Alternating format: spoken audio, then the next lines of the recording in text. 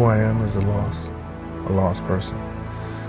Someone that's buried up under an addiction, buried under low self-esteem, buried over abandonment issues.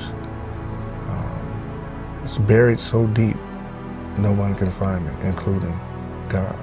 Not that he can't find whoever. I know he can do that, but will he do it for me?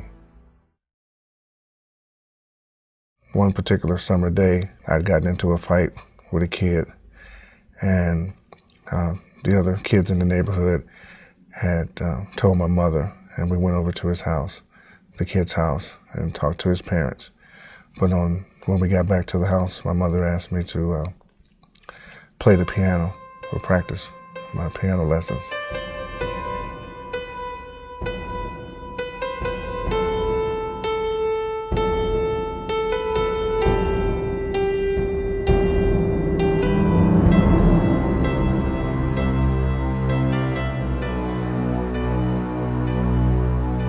As I was running, I saw her fall, and she died right there from a heart attack. I was never ever really able to mourn her death. Being at 10 years old, I think it was more of a shock. I eventually moved in with my father, but at 18, because we didn't get along, I left and decided I wanted to go to college.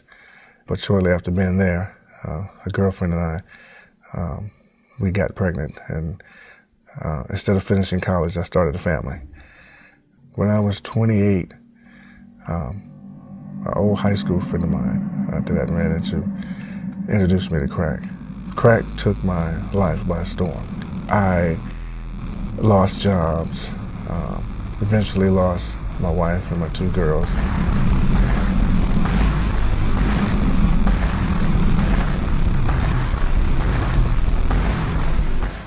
I stayed on that path, I guess from 1995 till 4 months ago.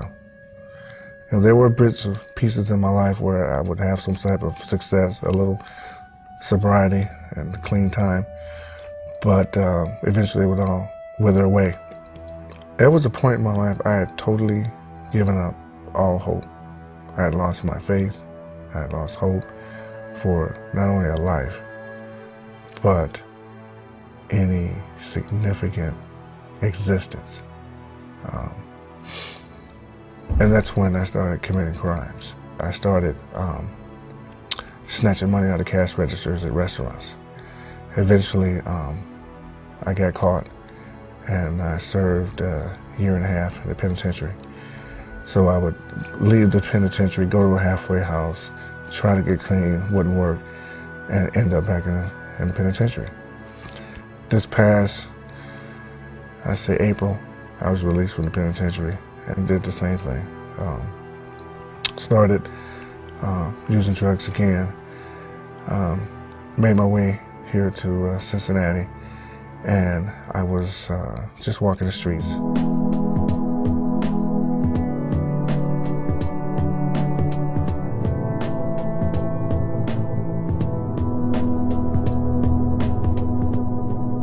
So one night in the abandoned building, I prayed. I asked God. Actually, I told God, I said, I know there's something that you can do about this. I know that there's something you can do about my life the way it is. And I didn't ask him, I need you to do something for me because my life is out of control.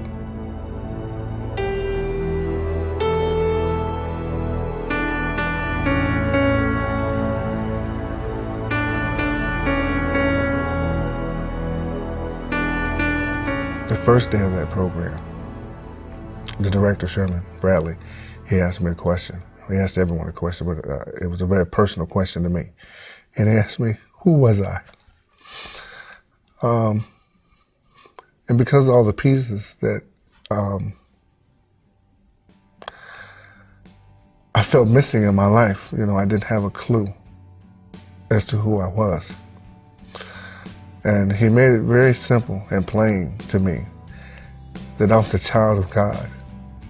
And throughout the last 4 months, I've been taught how worthwhile I am to God. I have a purpose. I seek God for my purpose daily.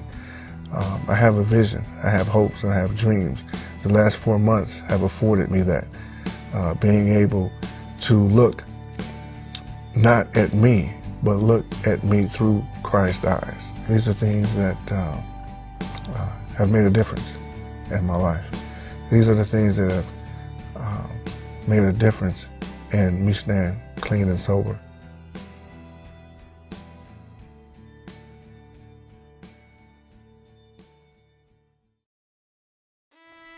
I was upset. I was disappointed in some things that were going on in my life. And I was struggling with the thought of getting on the bus and going to work, or going to the liquor store and get something to drink. And the drink won the battle. After taking a few drinks, I went to the nearest corner that I knew I could find drugs. And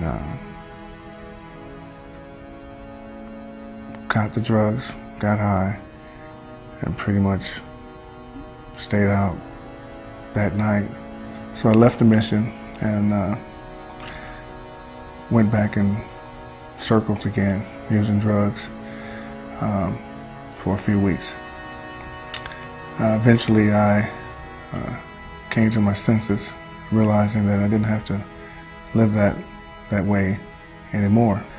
Many times I've made a firm commitment to change my life. But each time, like I said, I learned something from the mistakes. The chance of me using again, I don't know. But I do know what I want out of life. And what I want out of life has nothing to do with drugs. It's a long, hard road to a changed life. It can take years for seeds of change to grow in the lives of hurting people like Michael. And while we don't know if Michael has found the life he's looking for, we do know this. City Gospel Mission will keep giving people like him the help they need to change their lives or continue trying.